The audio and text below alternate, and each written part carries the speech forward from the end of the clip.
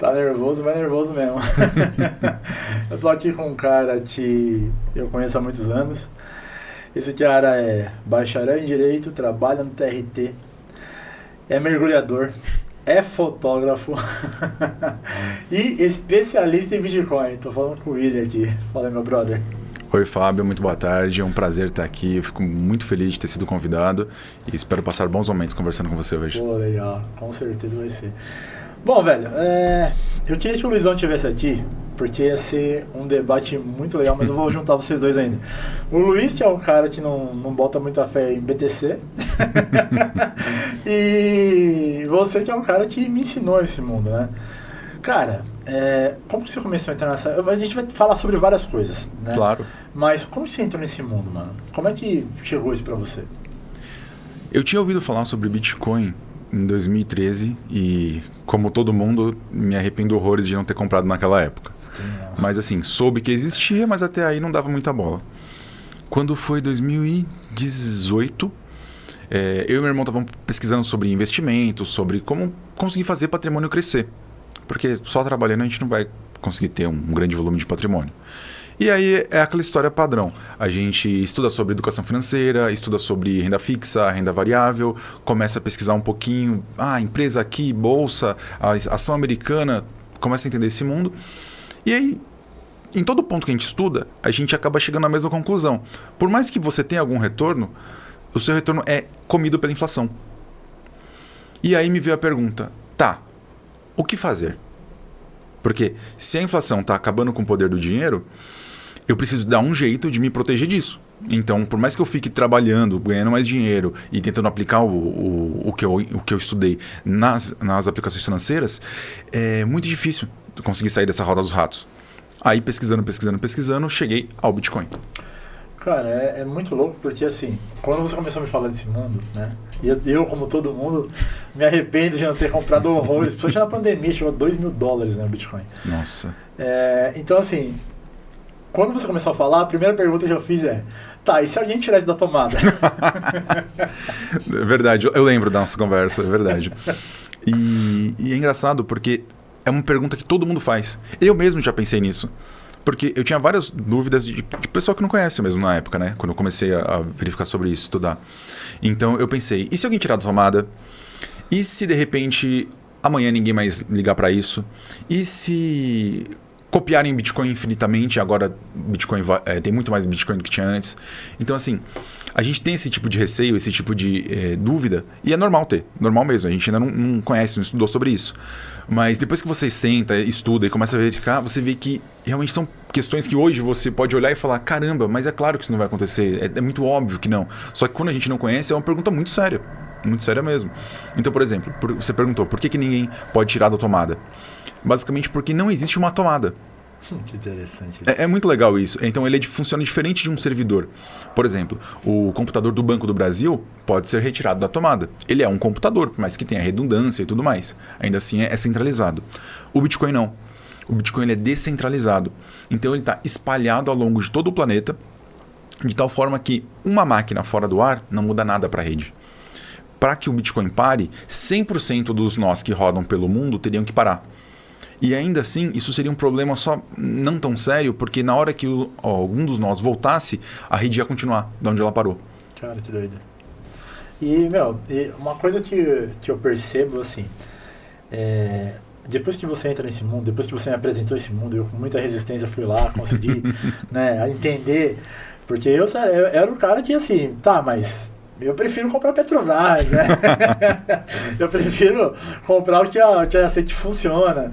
E vou com muita paciência, foi lá me mostrando, né? Eu agradeço horrores por isso. Né? Mas eu vejo que, assim, apesar de pra gente ser uma coisa que tá tão clara, tão difundida, você vê o governo americano comprando, você vê outros países comprando, El Salvador virou moeda oficial. Tem muita gente que não tem noção do que é esse negócio, né? Pro cara que você, assim, pro cara que quer começar, mano, o que você aconselharia? Porque hoje, por exemplo, no Nubank você pode comprar Bitcoin, né? Como é que esse cara começa? Bom, acredito que para aquela pessoa que quer começar, o primeiro passo é ela ter a mente aberta. Por quê? O Bitcoin ele é uma quebra de paradigma. Então, como você mesmo comentou, eu estou acostumado com algo que funciona, eu queria alguma coisa que eu já conhecesse. E o Bitcoin, ele foge disso, porque ele é muito contraintuitivo antes de você conseguir entendê-lo, de fato. Então, basicamente, a pessoa que não conhece, ela vai imaginar, é uma moedinha virtual da internet, isso não quer dizer nada, é uma moeda de joguinho, sabe? É algo que, às vezes, só um bandido vai usar. Bitcoin não tem muito valor. Só que quando você tem a mente aberta e você consegue entender, pesquisar e cair na toca do coelho, como a gente fala, você percebe que ele realmente é um divisor de águas da humanidade.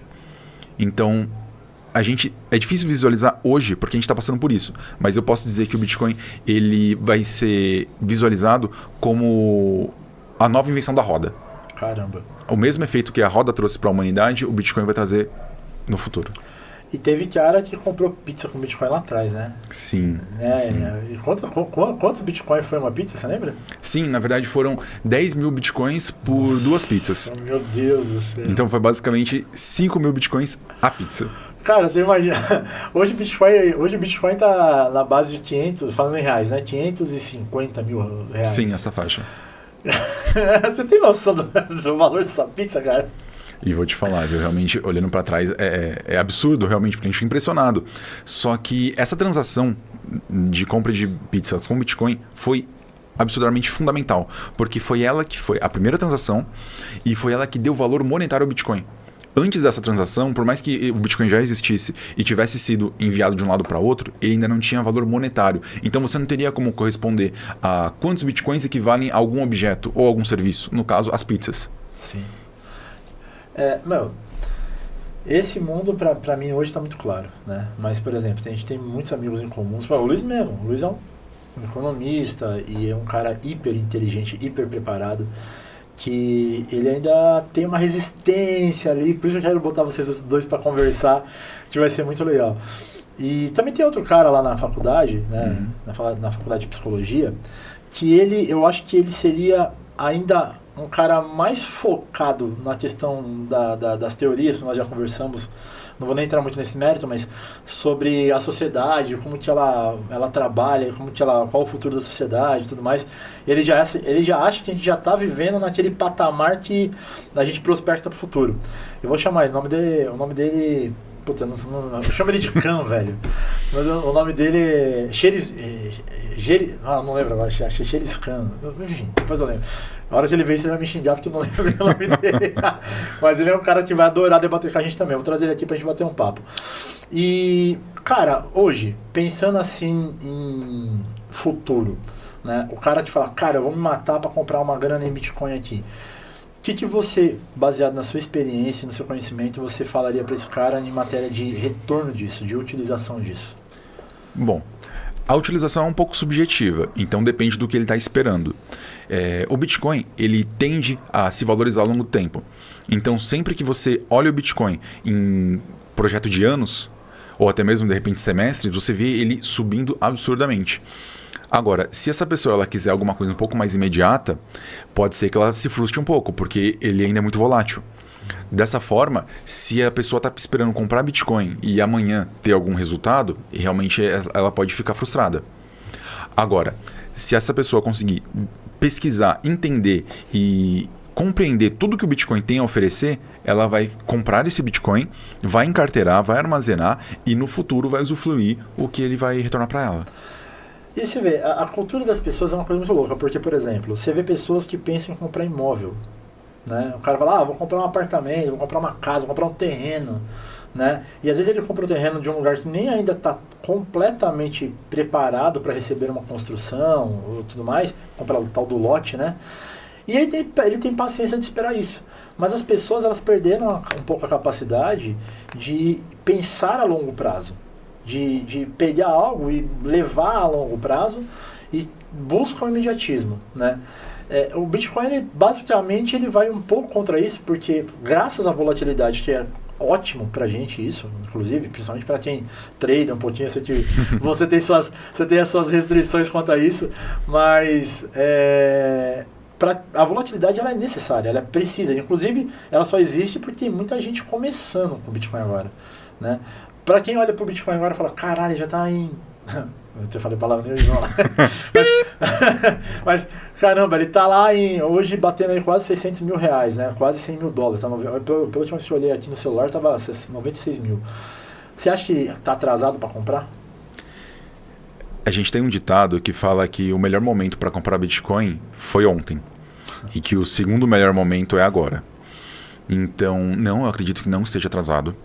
É claro que às vezes a gente não vai ter exatamente o mesmo retorno comprando agora do que quem comprou em 2017, quem comprou em 2015. É diferente. Saudades. Inclusive, muitas saudades.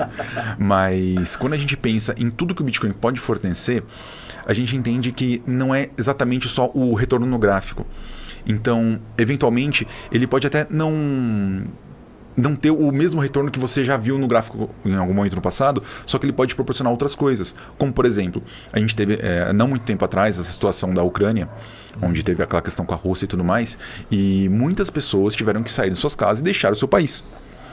Quem tinha Bitcoin, e temos casos nesse sentido, conseguiu sair de lá com todo o seu patrimônio em Bitcoin, porque o sistema bancário ruiu. Assim, se você tinha imóvel, você perdeu, você entrou numa situação muito difícil. Então, você conseguiu sair de lá com todo o seu patrimônio, ir para outro lugar e começar novamente a vida. Então, quando a gente para pensar nesse sentido, não foi um retorno de capital, só que possibilitou 1, 2, 3 famílias se deslocarem, salvarem a vida dos seus filhos e começarem uma vida nova em outro lugar, um lugar mais seguro. Cara, que loucura. Graças ao Bitcoin. E você vê, né? E tudo começou com uma ideia de descentralizar. Porque agora, por exemplo, o DREX, que é a moeda que o governo está patrocinando para ser a criptomoeda brasileira, né? Sim. Ela tende a ter um controle muito maior sobre o que você pode e o que você não pode fazer.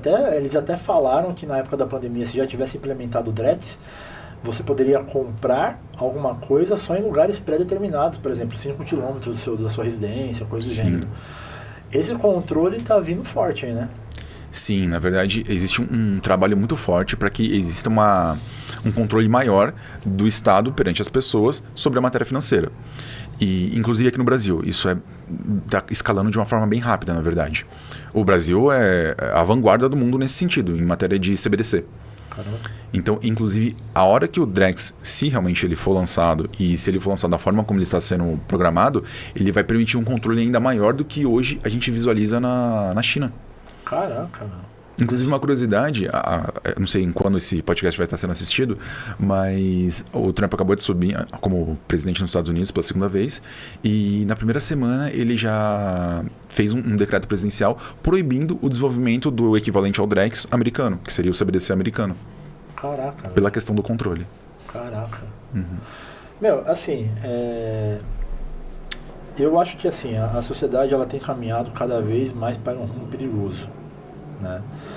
E a gente vê que as pessoas elas estão cada vez menos capacitadas para gestionar a sua própria ansiedade. E se você olhar, tem uma dinâmica que é muito louca.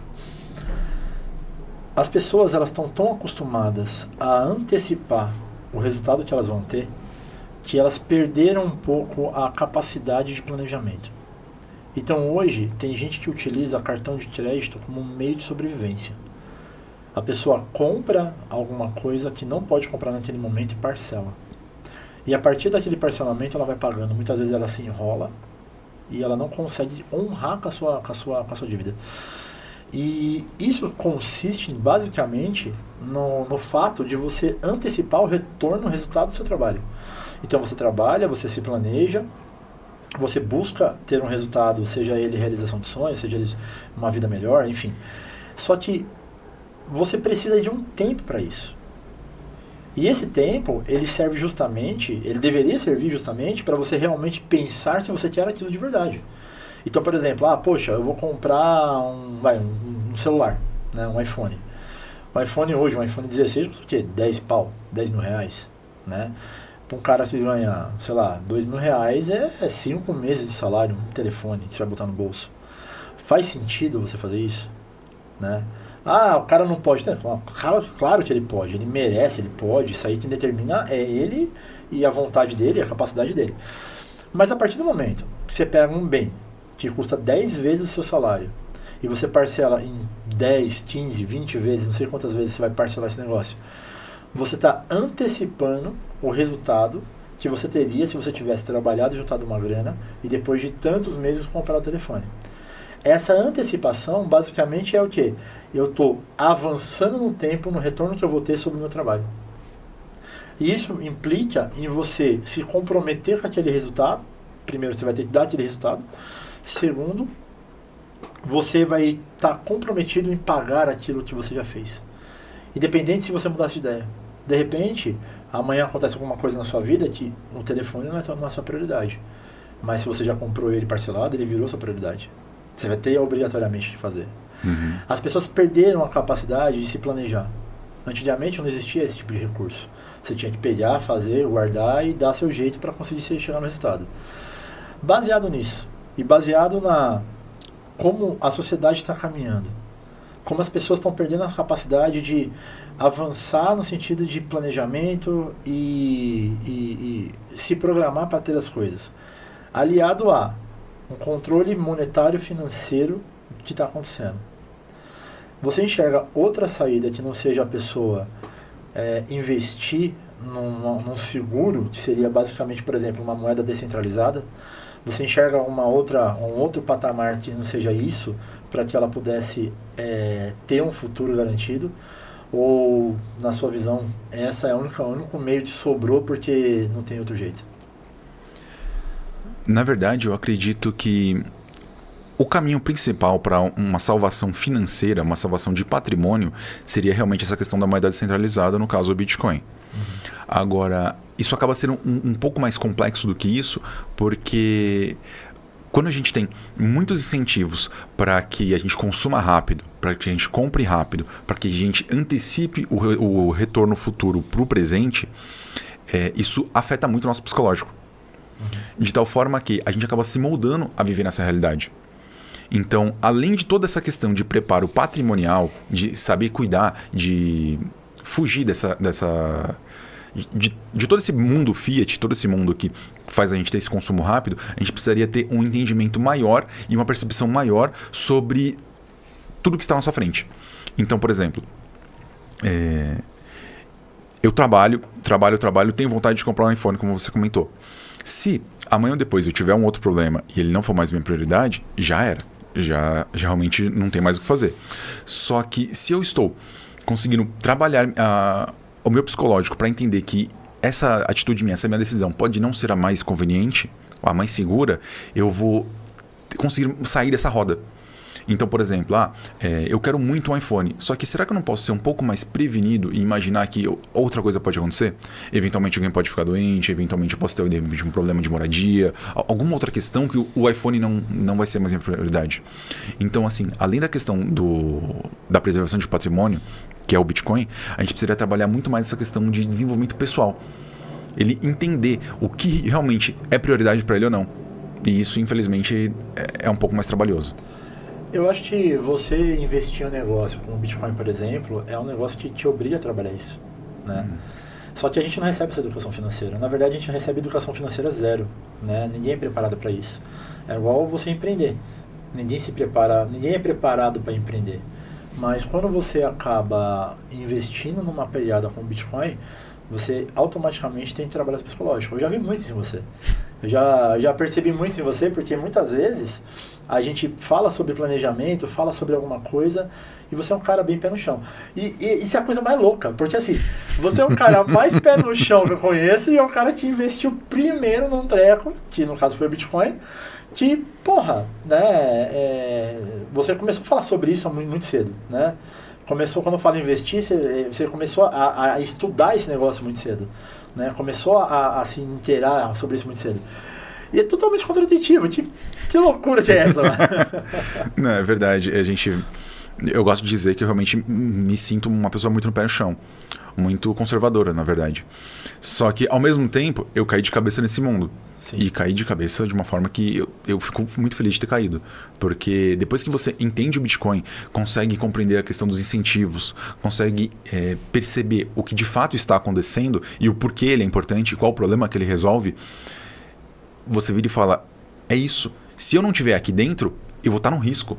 Aí eu vou estar deixando de ser conservador para arriscar. Por quê? Porque eu vou estar num mundo onde é fiduciário, na verdade. É um mundo mais arriscado, é um mundo que a gente vê o cubo de gelo derreter. Então, é muito legal poder pensar dessa forma, porque realmente é super contraintuitivo. E se você fala para alguém que não entende o Bitcoin, que nunca estudou, ele vai falar, você tá maluco? Como assim você vai colocar seu patrimônio numa moedinha mágica da internet? Eu sei, eu entendo um pouco isso porque eu fui lá atrás desse cara, né? Todos fomos.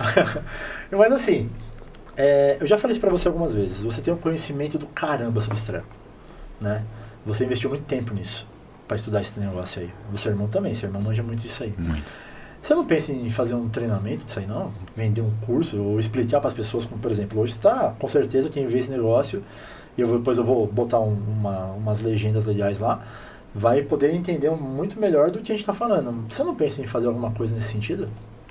Na verdade, essa ideia vira e mexe aparece na minha cabeça, e vira e mexe eu acabo afastando ela por algumas questões. Então, por exemplo, eu sinto que eu não tenho essa veia vocal, essa veia comunicativa para passar a mensagem adiante. Isso aqui tá contradizendo. Ótimo teste. Então, assim, eventualmente a gente acaba deixando algumas outras prioridades entrarem na nossa vida. Então, algumas coisas acabam fazendo a gente perder esse foco que não deveria perder. Mas existe uma possibilidade, sim. Existe uma possibilidade de levar essa mensagem adiante. Cara, eu acho que seria uma boa, viu?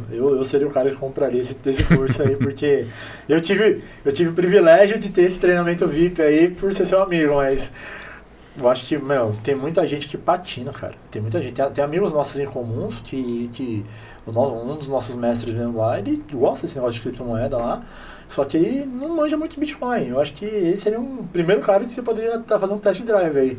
Verdade. Inclusive, eu já conversei com ele sobre isso e a gente percebe que a pessoa, às vezes, ela tem uma visão muito imediatista. Então, é aquela pessoa que quer comprar aqui, vender ali e botar um dinheirinho no bolso. Só que, às vezes, a pessoa não teve ainda a sacada de entender que o que ele está pondo no bolso não é dinheiro, mas sim um cubo de gelo que está derretendo. Isso é boa. E, em paralelo, o que está valorizando cada vez mais e é muito sólido é o Bitcoin, e não esse cubo de gelo. Falando nisso, falando no mestre lá, no caso, né, o Buca, um grande abraço pra ele, caso eu esteja vendo isso aí, porque é um cara gente fina demais, vou trazer ele aqui também. Ah, maravilha. Uma das coisas que eu não falei sobre você é que você é lutador de jiu-jitsu, né? O cara, ele entrou por último, tava eu, o Luiz, né, que logo a gente vai falar também, entrou por último no rolê e passou todo mundo. O cara já tá na frente de todo mundo. Treina igual loucura. Esse negócio é um estilo de vida. Como que esse negócio mudou você? Como que esse negócio mudou a sua vida? Olha, eu agradeço muito, e eu falo isso pra você de verdade, eu agradeço demais você ter insistido pra eu entrar, pra eu conhecer o jiu-jitsu. E eu lembro que a gente conversou uma vez, você falou, comecei e tal, por que você não vai lá experimentar? Eu olhei e falei, não, para com isso. Tive muito preconceito, sabe? Tem, né? Uma visão de quem tá de fora e que não teve a mente aberta pra conhecer algo diferente. Mesmo exemplo do Bitcoin. Sim. Então, assim, você insistiu, foi lá, conversou comigo, me levou, fui experimentar. Eu saí da aula teste com um sorriso de orelha a orelha. Aqui, ó. Tava maravilhoso. Eu saí feliz de uma forma absurda. E sabia que ali eu tinha me encontrado de alguma forma. Então, o que eu posso dizer é que hoje o jiu-jitsu mudou minha vida porque eu me sinto outra pessoa. Eu me sinto outra pessoa muito mais confiante. Meu físico melhorou. Antes eu subia um lance de escada, já tinha que subir um pouco devagarzinho para ter fôlego. E hoje não, hoje eu já me garanto muito bem. Então assim, eu perdi muito peso, isso melhorou a autoestima, eu perdi 15 quilos. Caraca, velho. Isso foi realmente muito, muito legal. E, de verdade, não só a parte de luta, mas tudo que a gente tem ali ao redor, tudo que é satélite, toda a resenha, todo o pessoal que a gente conhece, um pessoal do bem, sabe? Um pessoal que é pra cima, é algo que faz milagres na vida de qualquer um. Se você estiver passando, de repente, por uma fase um pouco mais chatinha da vida, um pouco mais triste por alguma razão, a luta, o esporte, é uma chave de mudança. E no meu caso, e é o que eu recomendo, o jiu-jitsu. Cara, e aonde a gente treina lá, que é Almeida, né? Outro cara que eu vou trazer, já falei com ele, ele topou vir, é um mestrão. Oh, que legal. Diogo, bacana. Né? Logo o Diogão tá aí. Uma coisa que é muito louco na Almeida é que, assim, você já deve ter percebido isso. Quem não tá no espírito de fazer um negócio legal não fica lá. As pessoas lá, elas, de alguma maneira, o próprio ambiente tira ela de lá, né? E fora tem caras fantásticos, o Marcelão mesmo, porra. Sensacional.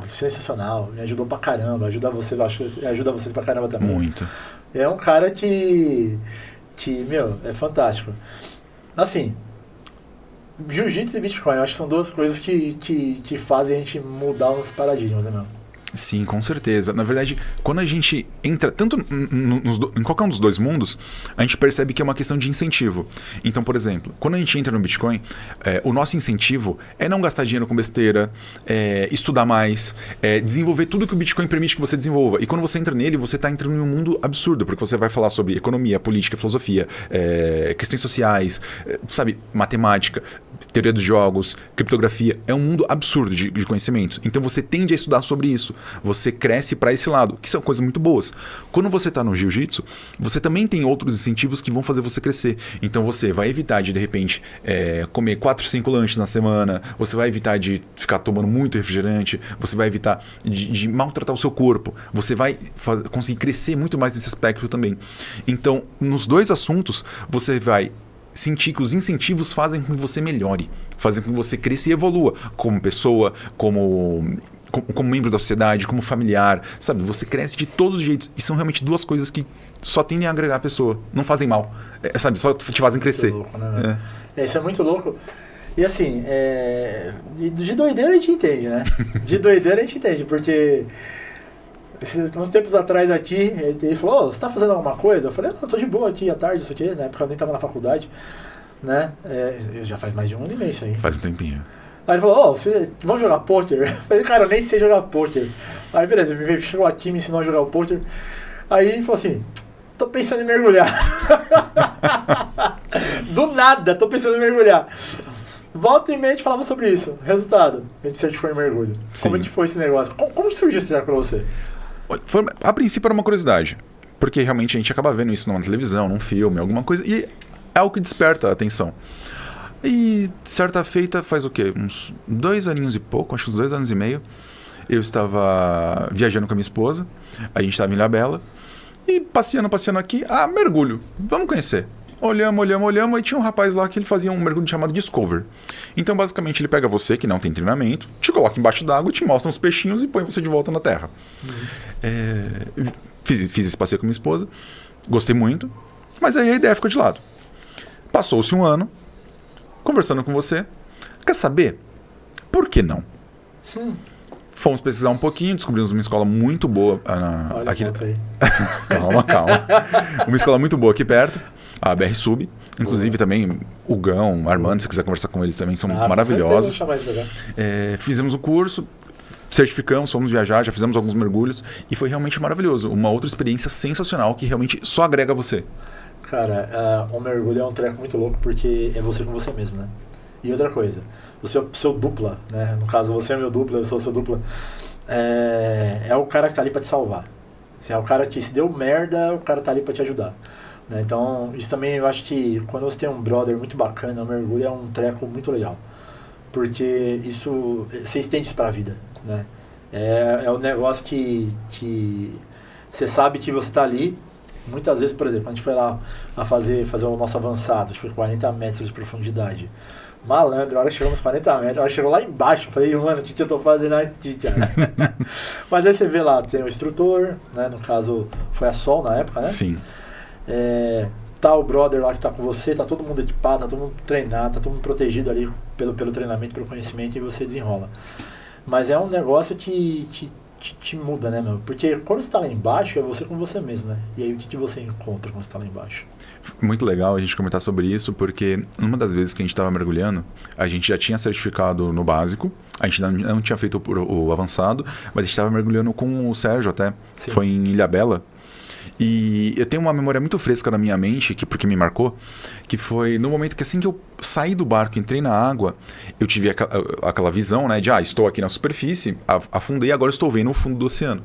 E essa chave mudou de tal forma em mim que foi um baque muito grande. Então eu estava ali visualizando toda a superfície como qualquer um visualizaria. A hora que eu passei da linha da água, eu estava vendo aquele oceano maravilhoso, lindo, verdinho, peixes, pedras, sabe? Um espetáculo. Eu olhei e falei, caramba, isso aqui é maravilhoso. Isso aqui é algo que realmente é um mundo novo. E eu não fazia ideia que esse mundo existia. E eu sempre estive numa praia, ou até mandando de barco, alguma coisa assim, e não tinha noção que a 1 metro de mim, assim, em relação já a partir do nível da água, ia ser algo maravilhoso, algo fantástico, algo que realmente ia mudar a minha vida. Cara, e é muito louco que os caras que proporcionam isso, o Hugo lá, o Armando, são caras... O Armando tem um monte de vídeo mergulhando com o tubarão. Sim. Eu não entendo você. Você também quer fazer esse negócio, né, velho?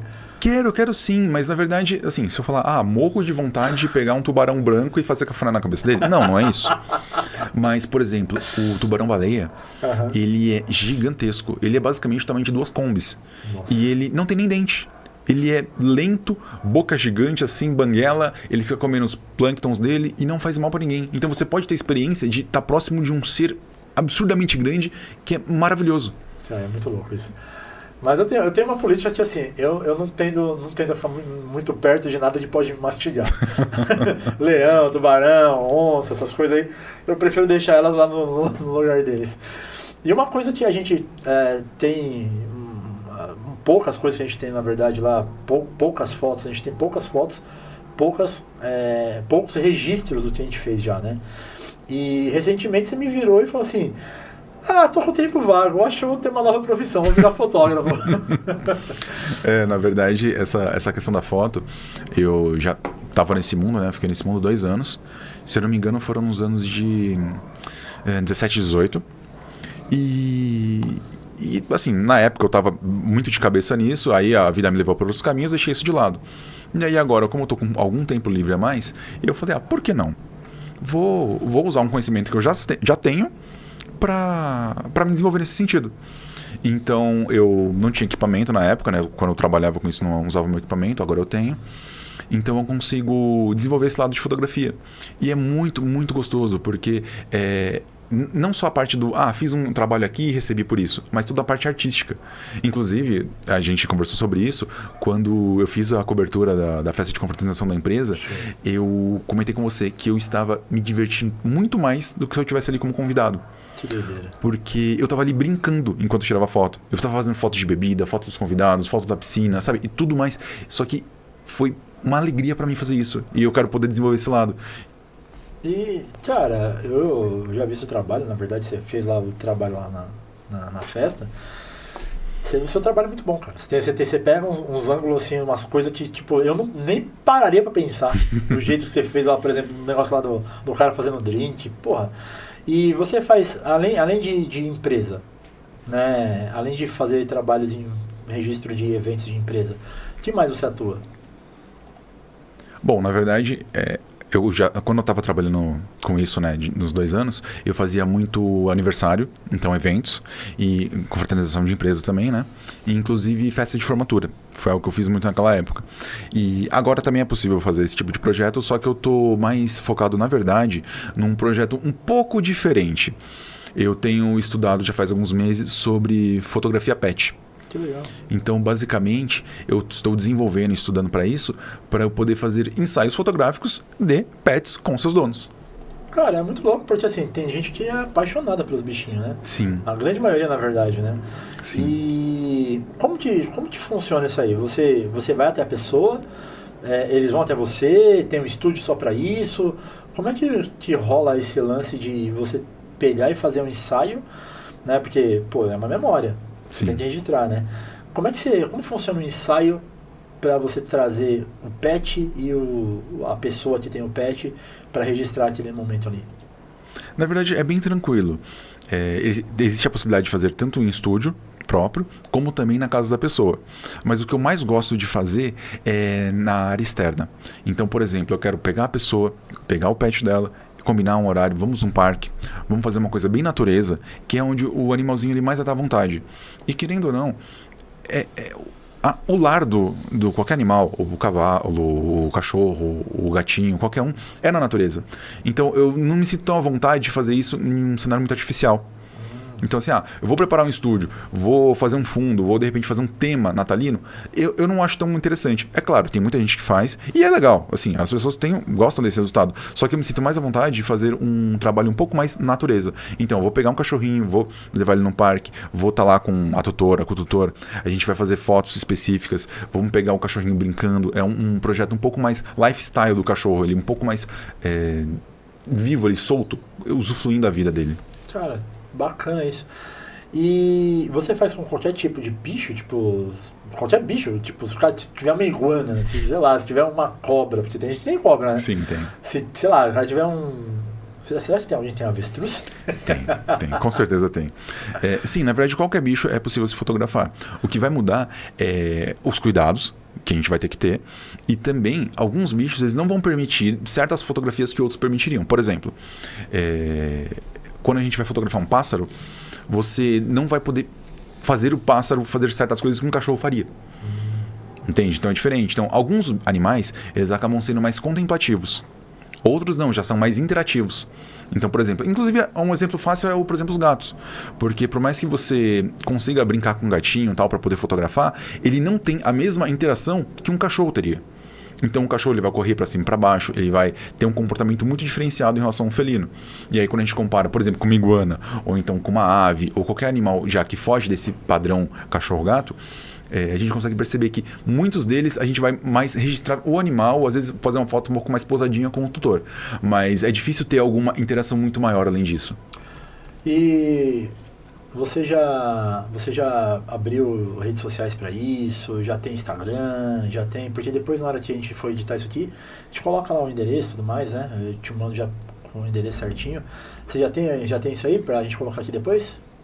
Sim, temos sim, na verdade, eu estou trabalhando nisso nesse momento, então eu já criei o Instagram, na verdade, se puder até comentar aqui. Claro, à vontade. Ah, maravilha. Fotografia William. Show. E a gente vai fazer mais algumas adaptações ainda. Eu estou querendo focar especialmente na questão de pet, então eu estou querendo deixar ele mais voltado para o público pet e deixar a parte de foto como arte mesmo em segundo plano nesse Instagram aqui. Então eu vou desenvolver essa parte, mas a gente pode já publicar e dar andamento nisso sim. E alguém consegue, por exemplo, eu pensei aqui, tipo, pô, eu tenho uma pet shop, quero fazer um evento para os meus clientes, ou então o cara que tem uma veterinária, de repente ele pode fazer um evento para os clientes dele. Eventos desse tipo assim, rola para fazer uma foto do pet ou alguma coisa do pet assim? Sim, na verdade eles são grandes carros fortes na matéria de divulgação desse serviço de fotografia pet. Então, por exemplo, eu vou ter a gente está próximo da época do carnaval, vou conversar com uma crechezinha pet e vou fazer fotografias de carnaval com os cachorrinhos lá. Então, por exemplo, vou montar um certo cenário, vou colocar um teminha de carnaval e vou fazer 1, 2 fotos. Vou entrar em contato com o tutor. Olha, a gente tem esse trabalho assim assado, a gente pode fazer com outros temas. Você gostaria de ter essa foto? Você gostaria de fazer algum ensaio do seu cachorrinho? E é muito legal porque hoje em dia muitas pessoas estão deixando de ter filhos para terem pets. E eles acabam se tornando os filhos dessas pessoas. Então, da mesma forma que o filho ele nunca mais vai ter aquele mesmo tamanho, ele vai crescer, ele vai deixar de ser um bebê, vai deixar de ser uma criança, vai virar um adulto, o petzinho também. Então, às vezes a gente tem, um pet tem 45 dias, tem 2, 3 meses. Ele nunca mais vai ter esse tamanho. Ele vai crescer, e por mais que ele vai estar ali para você por muito tempo, aquele registro dele daquele tamanho não vai estar mais. Você não vai ter. Então, você pode realmente tirar uma foto com o celular ou algo assim, mas acaba não sendo um registro tão interessante quanto um registro profissional. E quando você tira uma foto com o celular, você tira a foto do pet, mas você não tira a foto de você com o pet, né? Então você perde um pouco você perde um pouquinho dessa visão de como que é o cenário e de repente a gente sabe que a vida se finda em algum momento, né? Tanto a nossa quanto dos animais. E de repente você perde a oportunidade de ter uma memória que, se tiver registrada, fica para sempre, né? E me fala uma coisa, pra quem, porra, eu não tenho tanta grana assim, se chegar a trocar ideia com você, dá pra chegar no consenso aí de fazer alguma coisa legal? Eu acredito que a gente pode conversar sim. Até porque, como eu te falei, eu me divirto fazendo isso. Então, se eu falar, estou aqui para ganhar rios de dinheiro, eu não estou. Eu estou aqui para ter um momento muito interessante, sabe? Ter um momento prazeroso com o bichinho, com o tutor. É algo então, que a gente pode conversar. Legal, show de bola. Cara, assim, eu agradeço muito você ter disposto seu tempo aqui pra gente bater esse papo. Eu acho que vai dar muita resenha isso aqui depois. Vai ser muito legal botar você e o Luizão aqui pra falar sobre Bitcoin e sobre outras coisas. Vai ser bem divertido. E, assim, depois eu vou estar colocando na edição aí, mas faz aí uma chamada pra galera que quer fazer uma foto do pet, a galera que tem um bichinho. Cara, se você tem seu bichinho, você quer registrar, fala com esse cara aqui, manda aí. Alô você que tem um bichinho. Brincadeira. Gente, vamos lá. Como o Fábio já tinha comentado, os pets, todas as vidas, elas não são eternas. E é muito interessante que a gente possa fazer um registro disso. Porque amanhã ou depois, esse bichinho não vai estar mais aqui e a gente vai poder guardar uma memória muito boa. Então a gente pode ter um álbum, a gente pode ter um banner, a gente pode ter o nosso registro em várias mídias. Eu acho muito interessante de poder ter essa abertura que a gente eventualmente teria para uma criança. Então, você vai tirar foto do seu filho? Vai, mas por que você não vai tirar foto do seu pet? O seu pet que ele faz tão bem para você, ele é um pedacinho de amor, ele é uma alegria no seu dia a dia, é ele que vai estar te esperando feliz a hora que você chegar em casa à noite. Então eu acho muito interessante a gente poder ter esse desenvolvimento e conseguir usufruir de toda essa coisa bacana que esses registros podem dar pra gente. Show de bola. Velho, mais uma vez, obrigado por ter vindo aqui, obrigado pelo seu tempo aí. Agradeço imensamente. E, mano, daqui a pouco a gente vai ter mais coisa e eu vou chamar você mais vezes pra gente vir pra cá, porque você é um cara que tem muito conteúdo pra compartilhar. Eu agradeço muito, Fábio. Eu agradeço muito de verdade. Eu fico muito feliz de poder estar aqui com você hoje. E quero voltar aqui inúmeras vezes. Achei maravilhoso participar. Legal. Faço questão de estar aqui de volta. Show de bola. Valeu, gente. Até mais.